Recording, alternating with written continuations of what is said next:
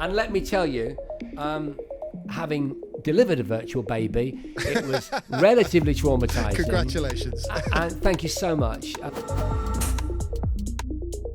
Hello everybody, this is about take 15 of this intro, and I have been repeatedly getting pinged on my phone, which has stopped me speaking to you about this really exciting unedited marketing podcast with me, Ed Gould. So I've just listened back to the conversation I had with our guest today, and I thought it only apt that I turn my cap on backwards, because today we're going to be having a conversation with Jason Bradbury, and you will or may recognize Jason from his long track record on the Gadget Show, the Channel 5 TV program.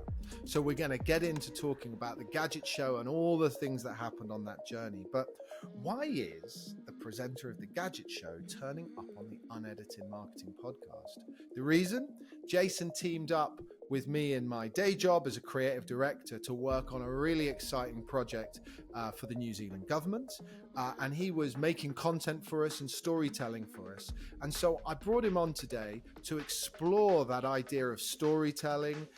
And I want him to tell you, as your listeners, about how you can embrace more authentic storytelling, because I think it's one of the things that corporates especially really grapple with, how to use influencers and how to use other people's voices to carry your message and brand. So we'll be digging into that, but it's not just that.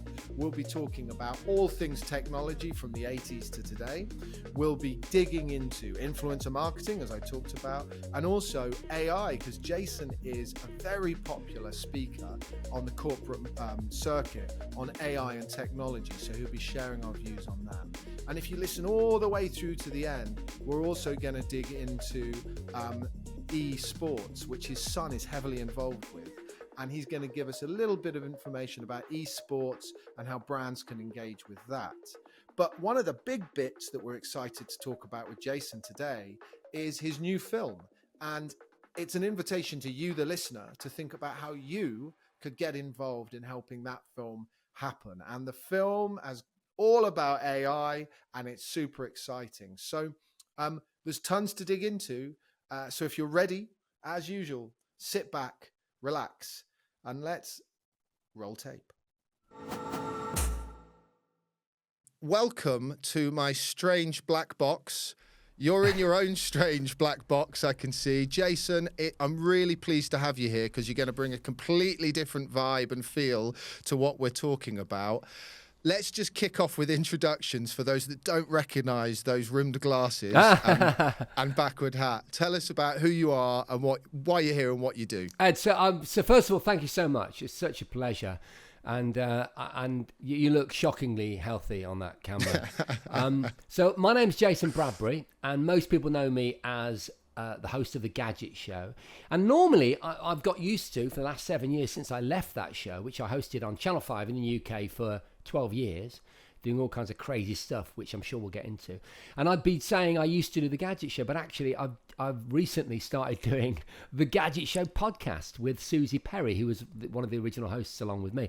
So that's kind of cool. And then since the Gadget Show, I've lent into the kind of business community, the corporate sector, and I've become a keynote speaker for events for every company you can possibly imagine. And most recently, I've been talking almost exclusively about AI. Yeah, and obviously where our paths have crossed. This is our first time talking. Yeah. It's all new to me, but our paths have crossed with teaming up on a piece of work that I think we'll get onto in a bit more detail later. But I think what I'm really interested to dig into is a bit of the background of that Gadget Show, that writer's history that comes through. Yeah. The idea of storytelling. And I also am really keen to talk about the plans for your film that we'll get onto in a minute. That's so exciting. In the prep for this, I thought, I'm just going to go back and look at the Gadget Show. And I watched the first episode. The first episode. Now, listeners, dear listeners, if you don't know where it is, I'll put the link in the notes really? below. Do you have to? The size of the camcorders on that first edition are incredible. And what it made me, and it was 20 years ago, June 2004. Now, what was so it reminded me the speed at which technology is just changing dynamically all the time. And you're a guy that's got your finger on the pulse of that, of being really on the front end of that. So I think what I'd love to start with is just exploring some of those key points through your history where you just saw things jump forward in a dynamic way. Yeah. And what's hooked you into this subject. Well, it all starts in the 1980s, really, the turn of the 70s into the 1980s for me, because I was born in 69. So in 1980, I was 11, and I wouldn't trade that for anything, because it was such an incredible, a tumultuous period of innovation and development that I don't think we've seen since in terms of the newness. What I mean by that is I was alive, as indeed I'm guessing some of your listeners were, before personal computers existed in a meaningful way, before computer gaming.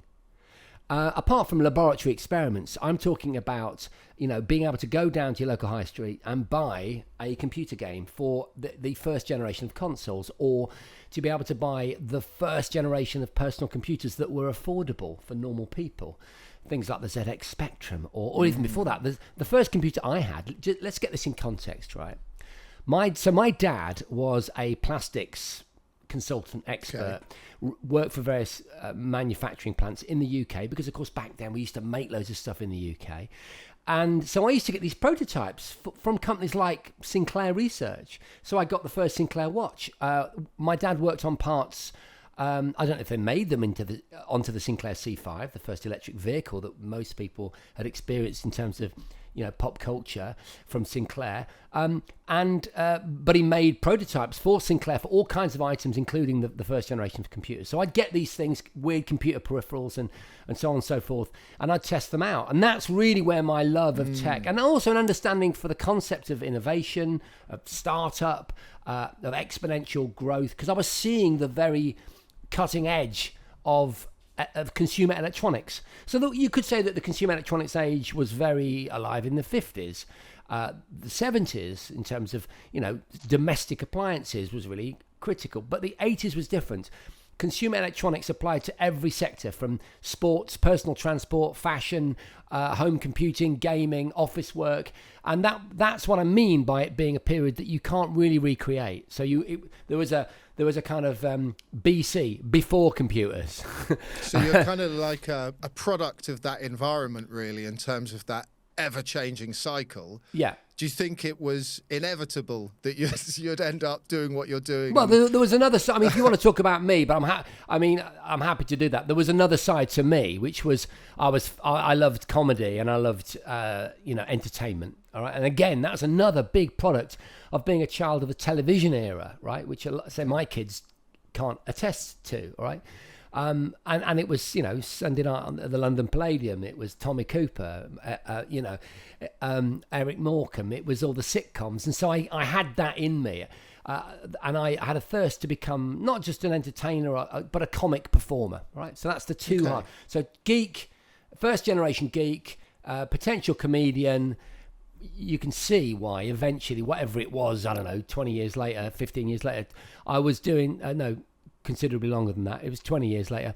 I went to an audition, having bummed around in TV, doing various jobs. I was on like The Big Breakfast as a kind of stand-in guy. I did some science stuff for Channel 4. I did some sort of a show about the internet for ITV, but I never had a vehicle out of film school, which is what I studied at Bristol University, that really anyone would remember until the Gadget Show came along. And it was an audition. I didn't invent the Gadget Show. I was invited to audition. I went along. In fact, do you know what, Ed? I went along with a blueprint for a hoverboard. Okay, what, your own design? Well, there's a thing. Television presenters don't normally do this, but there's a thing in the acting community where they'll often go along with a prop. All right, so they'll go along wearing the character's outfit, or if it's an audition for Peaky Blinders, they'll wear a cap and they'll, just what I mean? To really get into it, to get into that zeitgeist. And I stole that because I did a theatre and film degree at Bristol, so I was around a lot of thespians and I was in plays and acting. In fact, I was on the same course at the same time as Simon Pegg and David Walliams. I was in a comedy double act with David Walliams at university. Oh, wow. And Simon Pegg. We had a comedy evening and we called it David Icke and the Orphans of Jesus, and it was on in a pub in Clifton. little did I know that my co-star would go on, meaning obviously Williams did really, really well, but Simon Pegg came on to be one of the biggest voices in Hollywood. So that's crazy. But what was I saying? Yeah, so there was this sort of two-sided personality, which when I went to the Gadget Show, I took along this thing, and they were like, why have you done that with the hoverboard thing? I said, well, basically, I think you need to make stuff. And that was when I remember that there was an exec producer at the back of the room. And his name's Richard Pearson, and he's now a good friend of mine. He's the series producer or exec producer of the Gadget Show in the end. But that's when I remembered he suddenly took notice of me, because he wasn't really interested. They'd probably been seeing several people that day in the auditions, you know what I mean? And he sort of looked up and he went, what do you mean, make stuff? And I said, well, there's a real burgeoning maker community. This is like 2004, 2005, where we're starting to make stuff. So we're grabbing Raspberry Pis and we're doing that. And he was like, that's quite interesting. I said, what have you got there? I said, oh, it's an idea for a hoverboard. A what? And it was a piece of wood with a leaf blower engine stuck in it, a bit of pond liner underneath, connected to it, that formed a kind of, what would you call it? A cushion of air. And the truth is, it worked. It worked. And you might have seen things similar to it since on YouTube. Yeah. But by the way, this is pre-YouTube. This is pre-Bluetooth, pre-YouTube, pre-Wi-Fi, pre-everything. And so it was quite an original idea. And actually, we ended up doing the hoverboard in the first series. And then every series on, we would come back to it, and we'd like whack a jet engine on it. I think I can remember. Not wanting to age myself, you've got a few on me, but I think what's really interesting you're talking about is that age of change that really creates like a thirst for what's next, because stuff started shifting so fast. And as I alluded to, that first episode of the Gadget Show, and for many others, that was the internet for me. That was how I got my information about what was going on from a tech point of view, as a nerd as well. So it really set the scene for what we still see going on now. And I know you're doing the podcast now as well, and that's getting a load of traction. And it's with Susie, one of the original presenters as well, the absolute OG. So I was really happy to see that. So how have you seen that sort of information sharing change in your time? Because we agree. And again, not to date myself, we have a saying here, it's the Madonna complex. It's the wrong reference now, but that reinventing ourselves every 5 years, she's amazing trying to shift and change. How have you seen that sort of the way in which we're digesting this media? Because you are an OG of that type of media, but how has that shifted, and how have you had to change your practice to make sure that you stay relevant? What a great question. I can give you a specific answer. So I was learning to edit on my film course at Bristol University. Dude, I was splicing celluloid. Yeah. That's how old school it was. Then we had Avid, I think it was called, which was then really the sole preserve of broadcast companies, production companies, right? So the idea of doing a show reel as a jobbing presenter, going around post-Bristol uni, around Soho, giving my tape to people, meant that I had to have a relationship with an actual production company who had an Avid suite, buy a few favours, make some coffees for the day, do an internship, get them to edit my show reel. This notion of being able to edit 4K on my phone, like I can now, was a pipe. It wasn't even a dream. It wasn't even envisaged, right?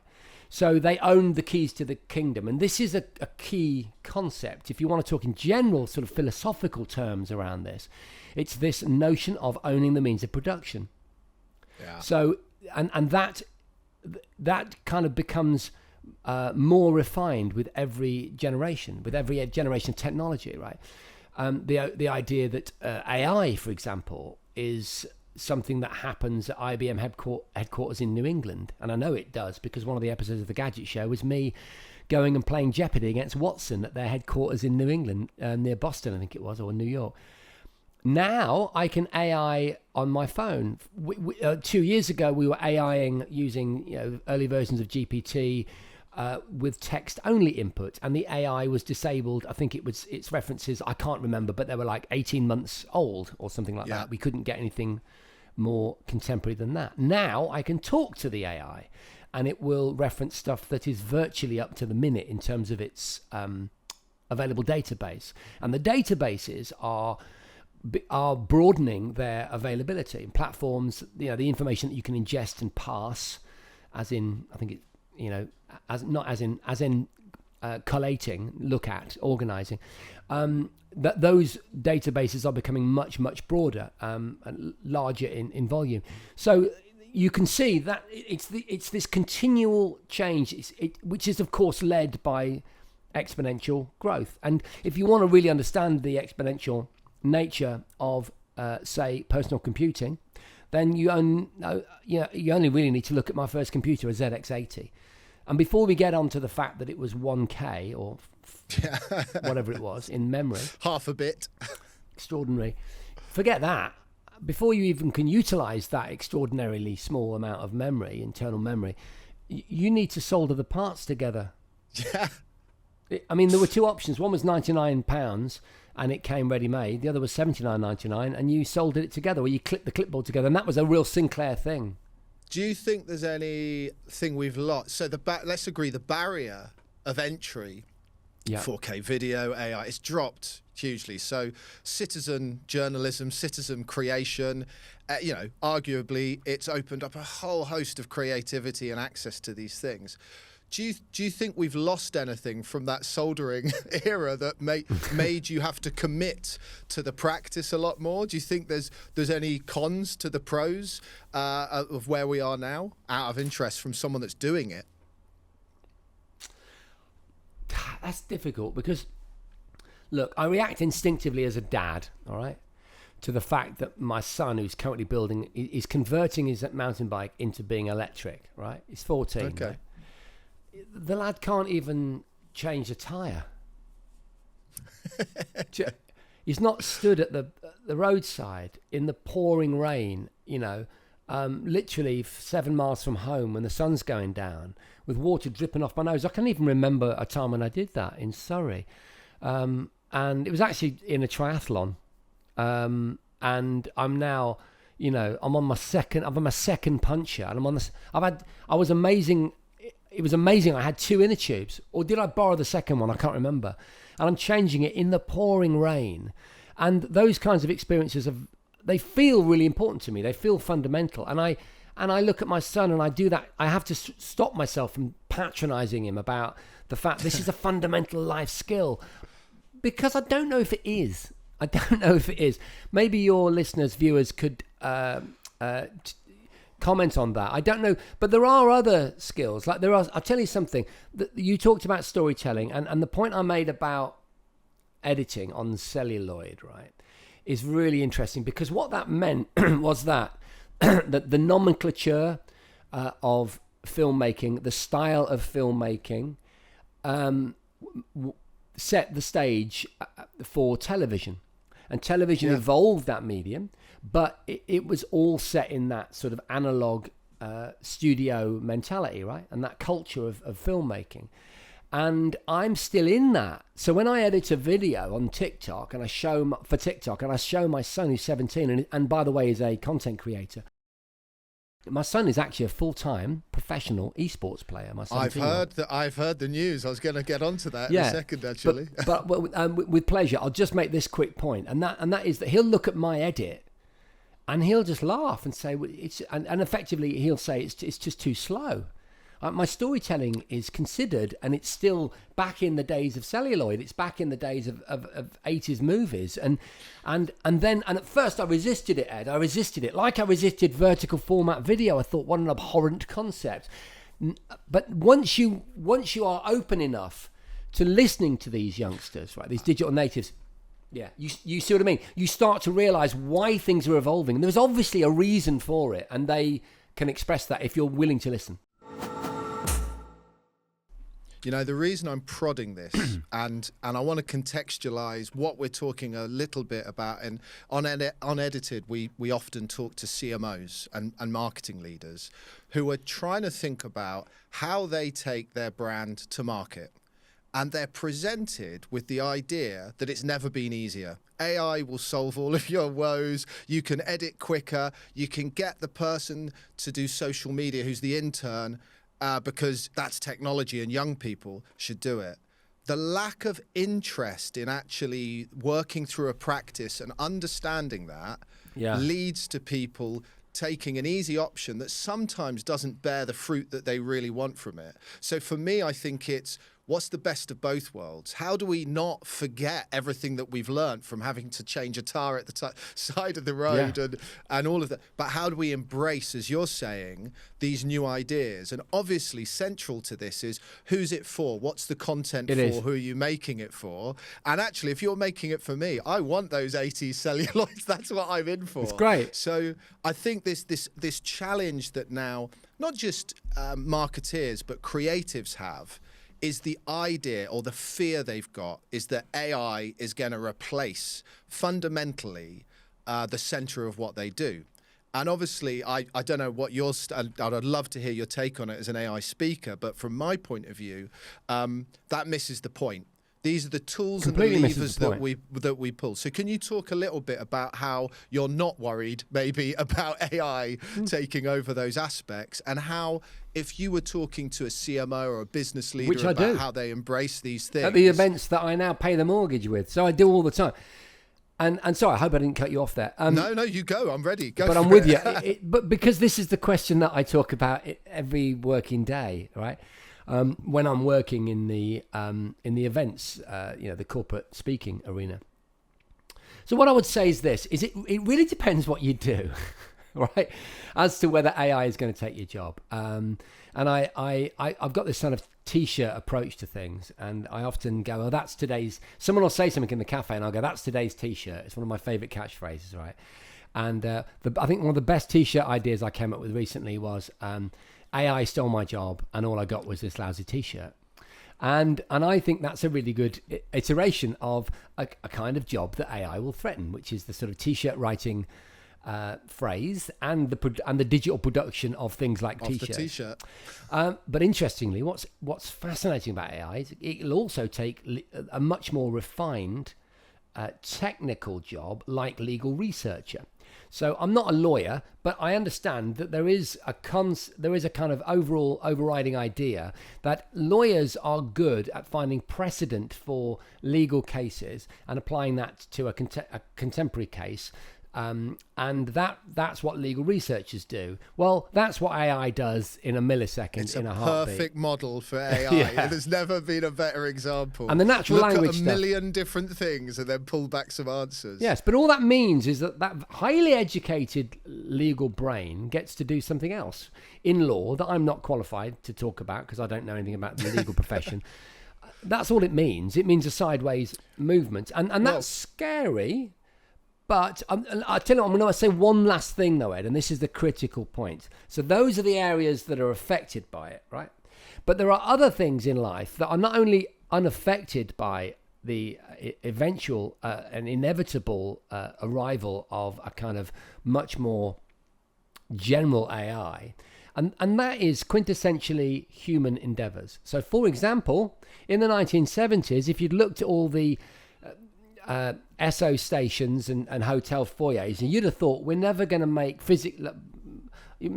hand make coffee ever again, because these new machines that are all the rage are surely going to take over. But actually the opposite was true. And this morning I stood at my local coffee shop in Newquay here in Cornwall, probably for about 7 minutes in a queue while I waited for a man with tattoos and a beard to make me a handmade coffee, right? And that quintessential human activity is a great example of the sort of thing that will become more valuable, not less, in the age of AI.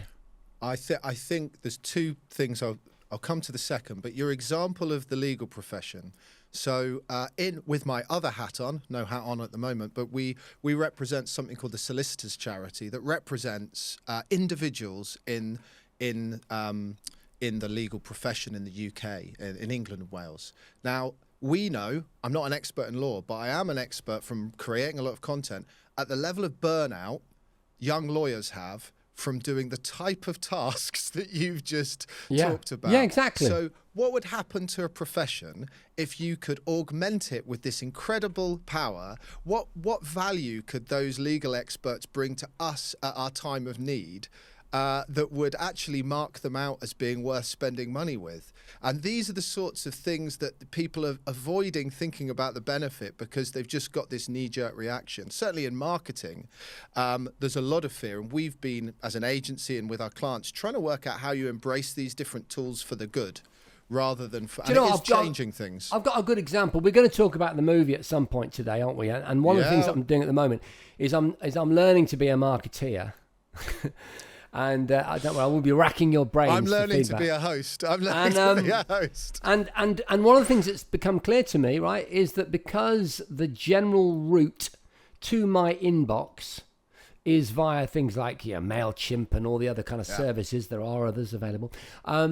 I've decided, get this, I'm handwriting and not as in handwriting with a pen. I'm hand emailing and personalizing up to 500 targeted emails to market my film to key people, key influencers,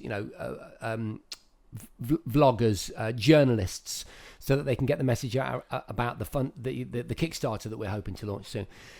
So there you go. That is a concrete example that I'm actually doing as a response to, if you like, an AI-like scenario, an overly automated norm. You're bang on, and you can go further. In a world which pivots and moves in different directions, everyone sways and goes with the crowd. So how do you stand out in marketing?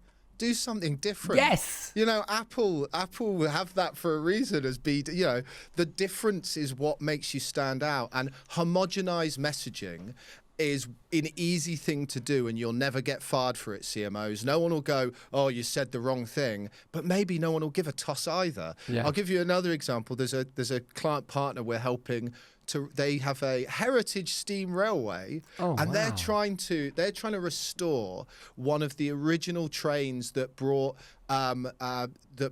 food in during the war. It was there's this huge history, and it was built by women, and it was built across the south coast, and all this stuff. Really good. How do they get that money? Do you send a bunch of emails out? We took a rivet. We want to take a rivet, put it in a little bag, and we send that to the high net worth individual. And we say, this rivet's just one part of the puzzle. You're another part. Let's make it happen. Because the physical, in a world of digital, really physical clever. Has huge value. So what should I be sending from a movie then? Maybe a piece of film? I'll donate if I get a walk-on part. Mate, you're in. You're in. There you go. You are in. But let's talk about that film, because you segued beautifully. I don't mean to push it on people, but I think it's quite exciting, and it's also pertinent because it's obviously about AI. So give us a little bit of a rundown of how Jason Bradbury's gone from Gadget Show host. He's now writing a new big film. Tell us about the film, and tell us about the unique way that you're trying to make it made. Oh, fantastic. Thank you so much. So basically, it's not as strange as it seems, because I was always writing plays and writing, various sort of entertainment concepts when I was a kid, when I was first in television. And then I did a film and television degree, or film and theatre degree at Bristol Uni, and made various little miniature films on 16mm and things like that. It was really cool. My first job was as a trainee scriptwriter for a Channel 4 drama. The drama never actually made it to air, but I was part of a writing team for about a year. And I've also written 3 novels. When I was part of the Gadget Show, I wrote a series of children's novels called Dot Robot for Penguin. And that was a bit like kind of Harry Potter, but geeks and gadgets. Like, it was about a boy from Peckham who invents his own robot fighting force to fight crime. It was really cool. And so I've always been into writing. I love it. And I was, And so I then wrote a movie with a good friend of mine. So a very good friend of mine is a stand-up comedian called Mark Felgate. And he's hilarious. He's like a kind of modern version of Eric Morecambe. He's that sort of old school slapstick kind of guy. Really funny bloke. Does all the big clubs, Montreal Comedy Festival. I think he's been on Italy's Got Talent. And we wrote a movie. Weirdly enough, it was about golf. And that was another thing I was into when I was younger, was golf. And I used to be a caddy. I was brought up in a place called Woodall Spa in Lincolnshire, where there is a very famous golf club. And I used to caddy at weekends to earn pocket money. It was about a caddy. It was about 2 losers from Lincoln, one of which could have been really good at golf, but ended up being rubbish. And they hatch a plan to train a bird to catch a ball in mid-flight in a golf tournament and win a car. It's called Pigeonholed. But we never got anywhere with it. We hiked it around Hollywood, around Soho. We never got any interest. Bang, bang, bang. Then 10 years later, my mate Mark Felgate becomes ill, and he became very ill. He had a life-threatening disease, and he's in hospital. And I rang him in the hospital a couple of times every week, and we started saying, when you get well, right, and you're out, we're going to write that second movie that we always talked about. He got well, and we wrote it. It's called Control AI Delete. It's set in Skegness in Lincolnshire. Introducing Control AI Delete, a new comedy feature film. I'm Mark Felgate. I'm a stand-up comic, actor, and the other half of the writing team. I'm also a ventriloquist. Are you really? Yes, I am. No way. Yes way. When the rollout of a new artificial intelligence goes wrong, the world descends into chaos. Nothing works. Planes fall out of the sky, stock markets and banks crash, there are blackouts, riots. It gets real! But amid the turmoil, a geeky band of gamers are attending their beloved annual retro gaming convention in Skegness.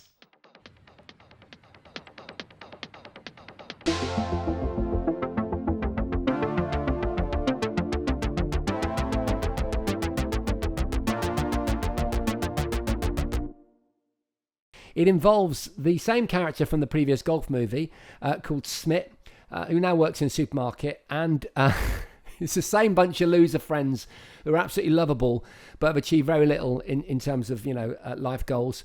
And their love is retro gaming. They're into retro gaming, old consoles and arcade machines, and what they live for is every year the retro gaming conference comes to Skeggy at the conference centre. It's a big expo.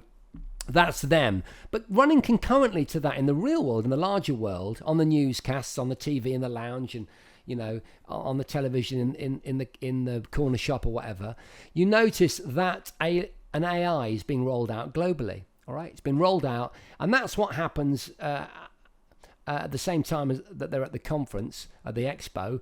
The AI is rolled out, and instantly everything goes to SHIT. All right. So we're not talking. You can't say shit. We're not talking We're not talking Terminator. It's global blackout. There's a run on the banks. The stock markets crash. There's riots on the. What were the protesters? The anti-AI protesters. FUAI. That turns to rioting and looting in the nighttime. It's all a bit purgy on the streets of Skegness. It's all across the Western world. There's demonstrations. The food's going off. There's no power to power the supermarket fridges, and there's no transportation. All the traffic lights are on the blink, the road accidents. It's chaos, right? Not that our retro gaming gang care too much, because they are safely ensconced in their expo centre on Skegness seafront. They've got a generator. They're fine, right? Until one of them comes up with the idea, and this is going to be the final word on it. My 1 minute elevator pitch is about to conclude. They realise that their 80s and 90s computers could be just what's required to hack the AI and win the day. That's Control AI Delete. You can find out all about it at controlaidelete.net. That's CTRL, as in the control on your keyboard. Or, of course, and this is the point, on Kickstarter. It's just launched recently on Kickstarter. So go along, type Control AI Delete or my name, or go to the website and it'll give you a link to it. We'll put all the links in That'd be great. Show notes. If you don't mind, a bit of a plug. And yeah. So this is, first of all, what I love about this most is it's Skegness. It is so cool, isn't it? You're talking about apocalyptic change. Yes. Anywhere else, it would be New York or San Francisco. Yeah. Ground zero. Skeg Vegas, as it's called locally. And if the solution for world change comes from Skegness, I think that's a beautiful idea. Oh, I'm so pleased you got it. You're dealing with themes that are very real. I mean, we've just had a global blackout due to, the fact that there's such variety in how technology. That we talked earlier about, has anything gone wrong from the fact that there's such a low barrier to entry? Well, we've just gone through a global, and that's partly because so many different people are involved in making things tick now that a few things need to go wrong, and potentially you've got a big problem. So you're right on the zeitgeist. And in terms of the cybersecurity dimension, that's critical. I mean, you realise, of course, that there are equivalents to ChatGPT on the darknet. that are natural language AI-driven engines that you can request to write some malware or a phishing exploit. And I only know this because I've been researching how they're going to hack the AI and how its defenses would very easily, defend against a traditional hack. But because they're coming in on basic on a ZX Spectrum, the AI doesn't quite know what to do. So I'm more of a Sega Master System guy. Pick your weapon great choice. as you will. Altered Beast all the way. But we need to get this film made.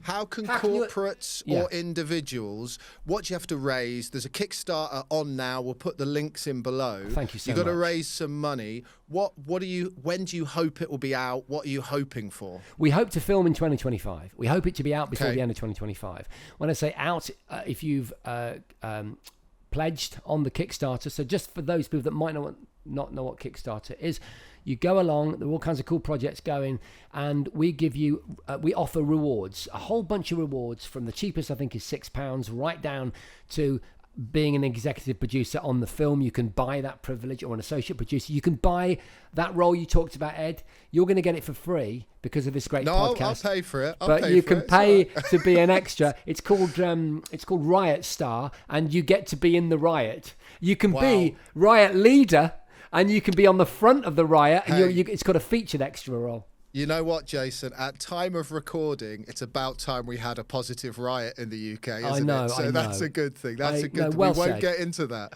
No. So I think here's a little challenge for my listeners that come from big brands, some of which are involved in AI. Yeah. Social responsibility. If you're making AI, if you're using AI, don't you think it's about time you fueled the other half of the question? The fun and the love and the joy of playing with these big ideas, because ultimately that's what makes us human, and that's what keeps it real. And that storytelling bit will only help people engage in what you're doing even more. If you're a corporate, get onto the Kickstarter. We'll give you billing. We'll give your brand billing in the credits or in the pre-film credits. So they're the credits that open at the opening of the movie for the first sort of minute or so over the music.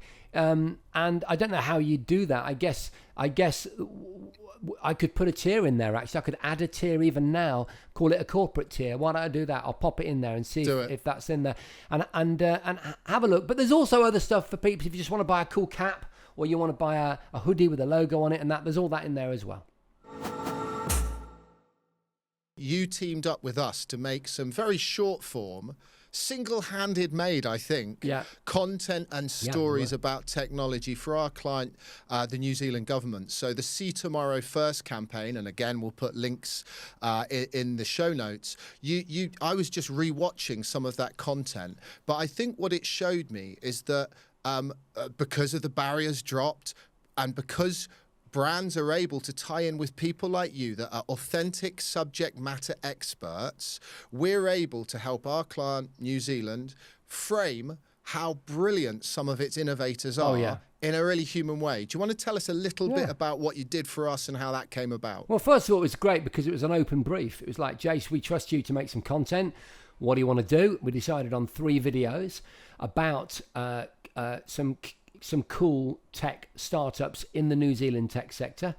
I went onto a website that you guys hooked me up with, and I can't remember, there was like 25, 30 different companies on there doing amazing things, from sort of wine to, ecology stuff.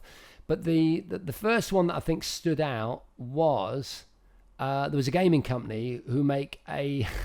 Dredge. Yeah, Dredge. Yeah, they make a video game called Dredge, and it's like you operate a trawler, but you go into this sort of nightmarish scenario. It all starts normal, you're just fishing, but then you start pulling up some really weird mutant fish, and then there's sort of like ghosts and cryptic messages, and it's so cool and so beautiful, so atmospheric.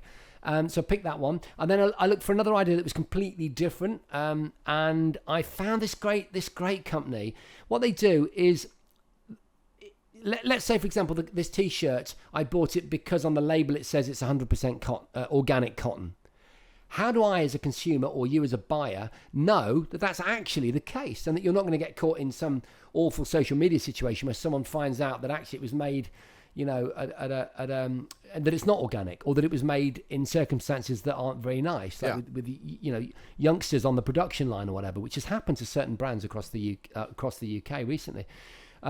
Anyway, the reason is this laboratory, is it Oratane? I think they're called Oratane, in New Zealand, can prove it scientifically. They can prove exactly what field the organic cotton came from, and they audit the working conditions of the factories and all this sort of stuff, right? And they look, if it's organic coffee or if it's from a certain place, they can verify that scientifically. So that was really, really cool. And I sent a script over and chatted with one of the scientists, and then they recorded the scientist in her laboratory. We made a video. I made it sat here. She made it in her laboratory, and it was a great video. And then the third one, I've saved it till last because I think it's probably the best one, is a company that make virtual medical training simulators in VR. So you put your VR helmet on, like this one. You pop that on. You want to train to be a midwife. You deliver a baby in VR.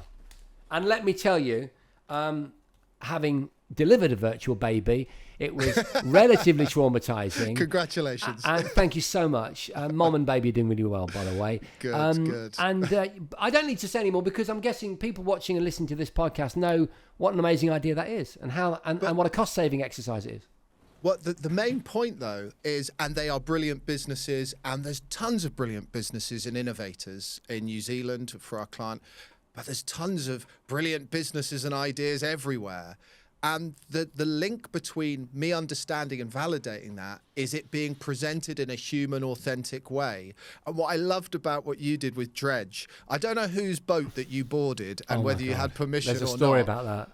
But so Jason is seen, and do check out the video, on someone else's boat by the looks of it, as a gnarly old captain to intro. Did you have permission to board that vessel? Cut this bit, Louis. Could we edit this section? So basically, I live in Cornwall, so I'm surrounded by boats, and this is actually a derelict's boat, and it's down quite near my house. And I went down there with the tripod, and it's on its side. It's as boats do because it's on the mud, right? The story I've got to tell you. So everything was filmed on the tilt, so that you didn't know it was on its side, right? Because it's on its side, I've done all the filming inside this boat, where I'm basically doing a kind of funny kind of intro to saying that this game has impacted me so much, I want to become an actual trawlerman. And I sort of rock it in the edit and put some fake rain on it and stuff. It's really cool. But what you don't see, and what you probably don't even know, actually, Ed, is that when I got off the boat, I forgot that it was like that. I got off the side, stepped, and thinking it was 2 foot, and it was about 5 foot down, and I really properly sprained my ankle. As in, I sat on the mud watching my ankle inflate, and I couldn't walk properly for 10 days. I mean, it was really bad. These are the things we do for our art, Jason. Aren't they the just? sacrifices we make. Yeah. Well, it's well worth looking at. And if you Great job. He cuts that bit out. But I think the lesson, and the thing I wanted to just touch on at this point, is through the lens of a creative. I'm a creative director. A lot of the clients that we work with are trying to find a way to be authentic in their storytelling. Yeah, it's tough. And I just wondered whether, through the time, the people that you've worked with in TV and writing, if there's a lesson or something someone's told you along the way, a piece of advice that's been given to you when you're thinking about how you, or a piece of advice you've got for them that you can share with people of how to stay true to creating a decent story. I can jump straight in there. I do it all the time. I've worked for Disney to promote the new series of The Walking Dead. I've worked for Samsung. I've worked for BMW with one of their cars. I had that for 3 months, and then did a whole kind of series of posts about what the experience of living with it was like. Honestly, you name it, electric bicycles, skateboards, lifestyle and health brands. I've got this amazing thing at the moment called Vitruvian, which is like this sort of home gym that you lift these magnetic resistance cables off the floor, and it's incredible, this thing. How do you communicate what it is, what's going to be useful for the client and ultimately the audience in a way that's true to yourself and organic? And I would say that, and I don't want to badmouth Disney, because I was grateful for the work, but all they did was question every decision. dot every I, cross every T, change all my dialogue, and in the end, it's hollow. Well, you're left thinking, what's the point of using me? Why don't you do it? So the alternative is that you say, because you said, what useful bit of advice would you give people that are looking to bring authenticity to their message, right? It kind of doesn't matter what the message is. Like if you're making coffee or you make, a heating system. In fact, a good example, the heating system in my home office is in the ceiling, and it's infrared, and it penetrates the plaster, and it comes down. It's healthy, it's really efficient, it's warm, and there's no radiators anywhere, right? So how do you communicate something that is, let's be honest, quite dry as a message? Who wants to talk about heating? I'd much rather be showing you an electric skateboard, right? But the science of this and what it does, the passion I have, or the company director has for that technology, passion is universal, right? And if all that guy's got to do, which is what he did, interestingly, the truth is I paid for this. And then I said to him, I'd like to do a post about it because I loved it, right? But if they were paying me to do it, live with it, have an authentic experience with it, let the, looking at it from client side, let the influencer, let's say, experience it and let them tell the story in their way. Because ultimately people watch that influencer for their authenticity and for a reason. And if you start trying to mess with that message and force a message onto them, it's not going to work. And it will be detected. It tears apart both sides of the agreement. So the influencer looks like they're bullshitting, and the brand doesn't get its best outing. Whereas if, like we did with you, have a look, you choose, you work out what you like. It works right. Go for it. We trust you. Exactly, that's it. So, and I've not always been good at this. I remember I was working in my early days. I was, working as an associate producer for LWT, I think it was, in the entertainment department, helping look for new ideas and develop new ideas and so on and so forth. Right, that was one of the things that I did in the early part of my career. And we went to see a performer. His name was Lenny Beige. I don't know if that rings any bells with anyone. I don't think Lenny Beige ever did anything huge on television, but he definitely was a fixture on certain shows back in the day. But at this time, he hadn't been on TV. He was a comedian. He had a show in Soho, in London. I went with the head of our department, entertainment for LWT, and I said, "Do you know what we should?" I said to my boss, "You know what we should do with Lenny Beige? We should do X, Y, and Z, right?" And he said to me, "I think we should ask him what we should do with him." There's the advice. It was a key moment. There's the advice. And it was a put down. Wind your neck in. I was probably trying to impress my boss. Yeah. Showing off. But I learned that, and isn't that true though? It's one of the things and marketing forgets that sometimes. I think it takes us all a long time, and I think a lot of our listeners are often being elevated into positions in businesses where they're expected to know all the answers. Like, we're giving you this big job. You're now in charge of teams in every single direction. And the truth is, if we're honest with each other, we all come to these things with an air of discovery. That's the best way to work, being curious. If you come to it from the point of view of saying, I know exactly what I'm doing, I don't need anyone's opinion, do it yourself. Just go and do it yourself and go and use AI, see how that gets you. But if you can actually embrace all of those things, you can pull AI into it. There's nothing against AI here. Yeah, but if you can start trusting other people, then you start to get what the perfect mixture is for a brand, or certainly a product, is different people's views about that product in an authentic way.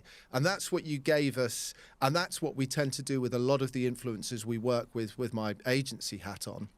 Rather than sending them a project and saying, this is what you need to say, we just let them explore it. And if something good comes out of it, so be it. And if something bad comes out of it, we send that back to the client and say, look, you've got some problems with your product. Here's some feedback. And that is, as it should be, of equal value. That's brave. And I can see why it's problematic for certain companies, because you're right, actually, to connect the expense of experimentation to this sort of algorithm that we're trying to kind of invent. You do need time and potentially money to explore what the best idea might be. And that's what the TikTokers do. Yeah. That's what they do. They keep like the Mr. Beast thing. You know, and as a corporate, people are looking at TikTok and go, how do I get anywhere near that? Well, the truth is you have to completely break down all of those barriers you've had to letting go of how stuff's made, the production values, the way that you go through it, the governance of that work. And that is an increasingly uncomfortable space. It's really for uncomfortable. A corporate team with a legal team. And yes, that's what it is. And don't get me wrong. I understand, say, the Disney example from their perspective. I mean, my God, they're Disney. I mean, they're legendary, right? I get it. But if you want in, you got to open up your ears and start listening. But I did touch on a subject earlier that I'm interested in, and it's not you.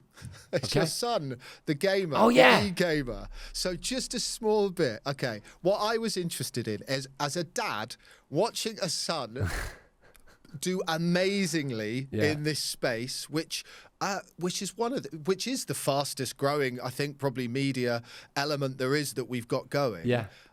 Watching it from the outside in, how does that feel? Where do you think it's going? And what's that going to do to the changing face of gaming or sports as a whole, do you think? Just a couple of minutes. Yeah, so I remember, obviously, I'm a first-generation gamer. I've been gaming all my life, and I have a huge passion for gaming.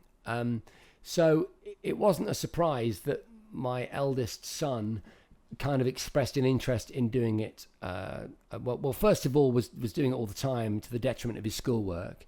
Yeah. Then said, but this isn't just time wasting. I think I can be a professional. And what I'll tell you is, if I'm really honest, my initial reaction was, yeah, of course you will. Meaning I was, it's what I would have said. It's what I would have said to my dad. And I remember we were driving to the NEC in Birmingham, and I was doing a show on stage at the NEC at a huge gaming festival called Insomnia, and Jackson was my son, whose player name is Rez Hex, REZHEXX. For those of you with Fortnite kids, you might want to check him out on TikTok or Twitch. And at the time, he was in the back of the car with his mate, and he said, Wolfies is at XL, so he's at the NEC at the Insomnia Festival. He's with Team XL, the esports team, and the various rounds, you got to play it on the stand, Fortnite, but if you win and get into the final, you get to play against Wolfies. And I was like, okay, cool, yeah. Who's Wolfies? Oh, he won $1 million at the FNCS World Fortnite Championship. British guy. I'm like, wow. Well, and then in my internal dialogue, of course you'll get into the final. Of course you'll beat him, son. Go for it. Best of luck, right? So there I am on the Sunday, and I get a phone. I noticed I've had loads of messages. So I look, and it's Jackson, my son. Dad, I'm in the final. I mean, I wasn't even aware that we'd been staying in a hotel, that he'd even done the preliminary stuff, right? He's in the final. I run over there, right? I'm trying to get to see my son. He's surrounded by people and cameras, yeah? No one's taking any notice of you. Dude, he beat him. He didn't just play him, he beat him. Yes, boy. He was 14 years old, and he won. And JD Sports had an artist there, and they gave him the trainers of his choice with artwork. But wait for this. On the Monday, the esports team, XL, rang me. They signed him within 2 weeks. And he became a member of their team. And now... So he's now a professional. Yeah. Now, what is it, 2 years later? 3 years later. He's still with the same team. He's just re-signed with them. For the next 6 months, and he is a professional Fortnite player. Well, he's a content creator, esports pro, so he documents the whole process as well as playing in all the high level tournaments and so on. And it's been amazing. And he's done certain various commercial deals with various sponsors of some of the team and some that have just come to him, and he's got a manager, and it's the real deal. You know, what I say, though, is it nature or is it nurture? I mean, come on. Oh, of course, it's nurture. No, with him, he's just a force of nature. And he has a speed and a kind of game brain that I never had. So now, the reason I brought it up, though, was because if there's listeners out there that are still not understanding the scale of esports now across the world, if you're in a brand and you haven't thought about, I wonder where everyone is at the moment, Go and check this out. We'll do another episode. Maybe we'll get him on to talk about the realities of the business of esports, because it is huge and there are huge opportunities for brands in the tech space and beyond to engage with the people that you can't engage with. Your children. Yeah, these youngsters, that's where they're going. That won't listen. If you want to talk to these youngsters from anywhere up to sort of 12 to, to 18. 43. Yeah, then the esports space is rife for all kinds of sponsorship and messaging, and the roster of sponsors that ResHex's team has, huge, and that he wears on his chest and he has coming up on his stream live, they're big high street brands. Yeah. Okay, we're gonna wrap it up there, but I just want to thank you and remind everybody, get on that Kickstarter. Please. Details below. Any last words? There's a Jason? whole community of first-time filmmakers who are doing this just for the experience, and you're going to be making their dreams come true. And I promise you, it will be funny. It will be a really good rip-snorting watch if you can get behind it and support it. I love it. You heard it here first. Thanks, so, Ed. I really or appreciate second, that. and maybe third. Let's wrap up. Thanks, Jason, for joining me today. Cool. Thanks, Ed. That's a wrap on another episode of UnEDited. Make sure to like, subscribe, and turn on those notifications so you never miss an episode. Find all of our updates on your favourite social media and podcast platforms. Just search for the UnEDited podcast.